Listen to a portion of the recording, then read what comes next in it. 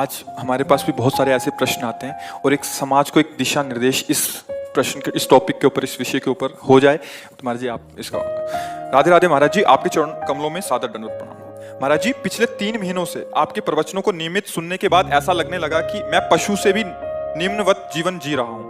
अब आपके प्रवचन सुनने पर जीवन बदलने की प्रेरणा मिलती है। महाराज जी मेरा शरीर पुरुष का होते हुए भी अलग अलग पुरुष शरीरों के साथ यौनाचार जैसे घृणित पाप कर्णों में रोज रोज लगा रहता था। अब आपके प्रवचनों से प्रेरित होकर कुछ समय से बड़ी मुश्किल से अपने आप को कंट्रोल करके रखा है, फिर भी मन बार बार वही सब करने को करता है। महाराज जी वैवाहिक जीवन भी तलाक तक की नौबत आ चुकी है। महाराज जी आप मेरी अंतिम शरणागति हो, कृपया मुझे इस पापाचरण से बचाने का सत्मार्ग प्रदान कीजिए। मैंने ऐसा निश्चय किया कि हर 2 महीने तक शरीर को पवित्र रखकर आपके दर्शन करने आया करूंगा, ताकि आपके दर्शन की प्रेरणा मुझे इस पाप कर्म से दूर रखे तथा इससे मुझे निवृत्त कर सके। पहले तो हम आपका धन्यवाद देते हैं कि अभी आप में इतना आत्मबल बचा है कि आप अपनी कमी को सभा में रख रहे हैं।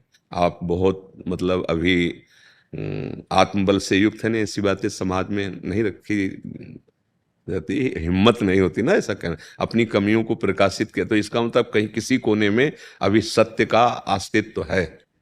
देखो ये तुम्हारी ही गलती नहीं है, ये संपूर्ण सृष्टि में काम अपना तांडव मचाए हुए।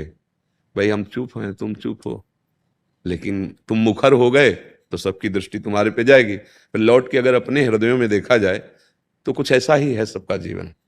ओपन हो गई तो फिर मुख में कालिक पोती, समाज का ऐसा स्वरूप। लेकिन जो कालिक पोत रहा वो भी अपने हृदय को देखे। काम कोई ऐसा नहीं कि किसी को बख्श दे, उसी को बख्शता है जिसने भगवान को आश्रयदाता मानकर और भजन शुरू किया। अब तुम्हारे प्रश्न का उत्तर देते हैं। ये काम सुख बुद्धि होने के कारण आदरणीय और प्रिय हो गया, नहीं हुआ? सुख मिलने के कारण। आप ईमानदारी से बताओ, क्या आज तक आपको तृप्ति हुई? सच्ची बताना। नहीं ना। आज भी वही चाह है जो पहले से थी।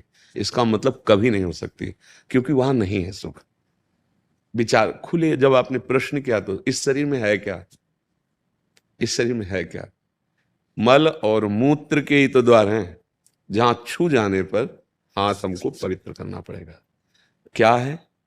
दुर्गंध युक्त, चाहे जितना सुगंधित पेय पियो, भोजन पाओ, 6 घंटे के बाद दुर्गंध युक्त मल बन जाएगा।